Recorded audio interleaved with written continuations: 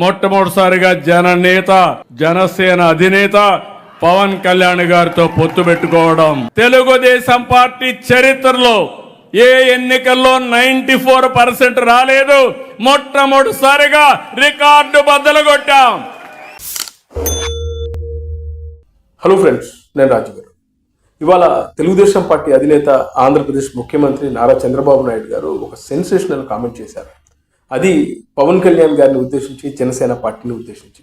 ఇవాళ తెలుగుదేశం పార్టీ 44వ ఆవిర్భావ దినోత్సవాన్ని ఘనంగా జరుపుకున్నారు. ఈ సందర్భంగా పవన్ కళ్యాణ్ గారిని ఉద్దేశించి చంద్రబాబు నాయుడు గారు మాట్లాడారు. తెలంగాణ ఆంధ్రప్రదేశ్ రెండుగా విడిపోయిన తర్వాత తెలుగుదేశం పార్టీ ఆంధ్రప్రదేశ్లో మొట్టమొదటిసారి 2014లో అధికారంలోకి వచ్చింది. అప్పుడు పవన్ కళ్యాణ్ గారిని నేను వెళ్ళి కలిశాను. ఆయన అన్కండిషనల్గా తెలుగుదేశం బీజేపీ కూటమికి ఆయన మద్దతు ఇచ్చారు. ఆయన పోటీ చేయకుండా తెలంగాణ ఆంధ్రప్రదేశ్లో మద్దతుగా నిలబడ్డారు. ఆ తర్వాత 2019లో అనివార్య కారణాల వల్ల కలిసి పోటీ చేయలేకపోయాం. 2024 ఎన్నికలకు ముందు పవన్ కళ్యాణ్ గారే ముందుకు వచ్చి ఈ కూటమి ఉంటే ఆంధ్రప్రదేశ్ బాగుపడుతుంది, ముఖ్యంగా ఈ వైఎస్ఆర్సీపీని మనం గద్దె దించొచ్చు అనే ఉద్దేశంతో ఆయనే ముందుగా ప్రకటన చేశారు. ఆ రోజున పవన్ కళ్యాణ్ గారు తీసుకున్న నిర్ణయం వల్ల ఈ రోజున తెలుగుదేశం పార్టీ కూటమి, బీజేపీ కూటమి అధికారంలో ఉంది. తెలుగుదేశం పార్టీ పుట్టినప్పటి నుంచి 94% రిజల్ట్ రావడం ఇదే మొదటిసారి.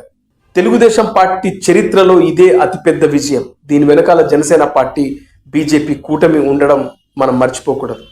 తెలుగుదేశం పార్టీ అంటేనే కార్యకర్తలది. నాయకులు వస్తారు పోతారు, కానీ శాశ్వతంగా ఉండేది కార్యకర్తలే. ఆ కార్యకర్తలకు ఏ ఇబ్బంది వచ్చినా నేను సహించను అంటూ తెలుగుదేశం పార్టీ అధినేత ఆంధ్రప్రదేశ్ ముఖ్యమంత్రి నారా చంద్రబాబు నాయుడు గారు చేసినటువంటి కామెంట్స్ ప్రస్తుతం వైరల్ అవుతున్నాయి.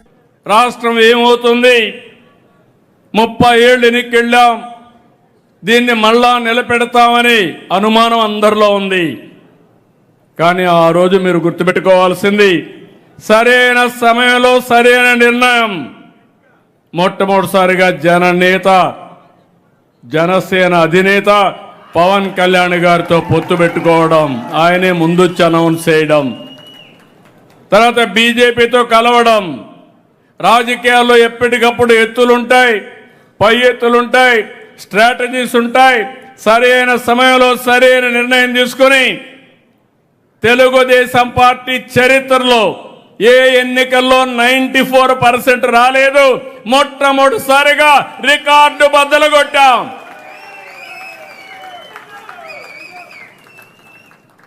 నాలుగోసారి ముఖ్యమంత్రి,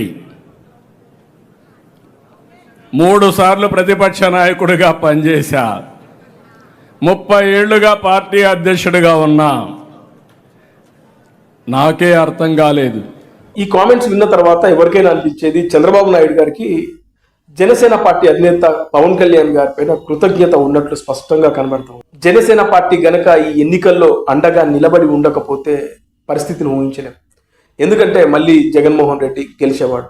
ఇక్కడ పవన్ కళ్యాణ్ గారు చాలా వ్యూహాత్మకంగా తీసుకున్న నిర్ణయం ఇవాళ ఆంధ్రప్రదేశ్ రాష్ట్రాన్ని బతికించిందని చెప్పేసి చంద్రబాబు నాయుడు గారు చెప్పడం అనేది కొసమేర్పు. ఎందుకంటే అది పచ్చి నిజం కూడా.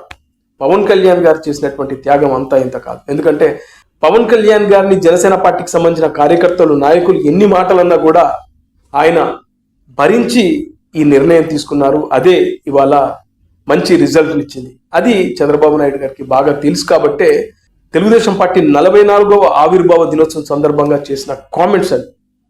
అయితే ఇక్కడ విచారించదగ్గ విషయం ఏంటంటే, అధినాయకుల మధ్యన ఈ అవగాహన ఉంది. అధినాయకులకు తెలుసు, జనసేన పార్టీ అధినేత పవన్ కళ్యాణ్ గారికి కూడా తెలుసు తెలుగుదేశం పార్టీ విలువెంతో.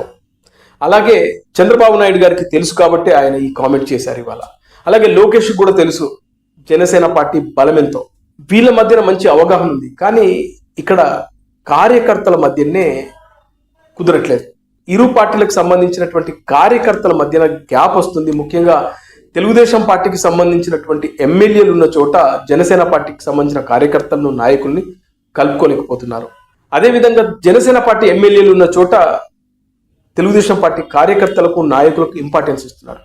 ఇక్కడ మెయిన్గా చూడాల్సింది తెలుగుదేశం పార్టీకి సంబంధించిన కార్యకర్తలు, నాయకులే జనసేన పార్టీని తక్కువ చేసి మాట్లాడుతున్నారు అనేది బహిరంగ రహస్యమే. అందుకే ఇక్కడ చంద్రబాబు నాయుడు గారు కూడా కార్యకర్తల, నాయకుల సమావేశంలో ఇదే విషయాన్ని చెప్పాడు. పవన్ కళ్యాణ్ గారి త్యాగాన్ని మనం మర్చిపోకూడదు. ఇవాళ తెలుగుదేశం పార్టీ చరిత్రలోనే ఇంత పెద్ద విజయం వచ్చిందంటే అది పవన్ కళ్యాణ్ వల్లే అని చెప్పి చెప్పడం ఇది ఒకంత పచ్చి వాస్తవం. కానీ తెలుగుదేశం పార్టీకి సంబంధించిన కార్యకర్తల నాయకులు మాత్రమే ఈ విషయాన్ని అంగీకరించట్లేదు. వాళ్ళు ఏమంటున్నారంటే మేము లేకుంటే ఇవాళ జనసేన పార్టీకి 21 సీట్లు వచ్చేవా అని మాట్లాడుతున్నారే తప్పితే జనసేన లేకపోతే ఇవాళ 94% రిజల్ట్ మాకు వచ్చేవా అని చెప్పి వాళ్ళు ఎందుకు ఆలోచించట్లేదో అర్థం కావట్లేదు. అందుకే చంద్రబాబు నాయుడు అయితే చెప్పే ప్రయత్నం చేశారు. ఇక గ్రాస్ రూట్ లో గ్రౌండ్ లెవెల్ ఉన్నటువంటి కార్యకర్తల నాయకులు కూడా అర్థం చేసుకుంటే ఇరు పార్టీల మధ్యన ఆ గ్యాప్ ఉండదు.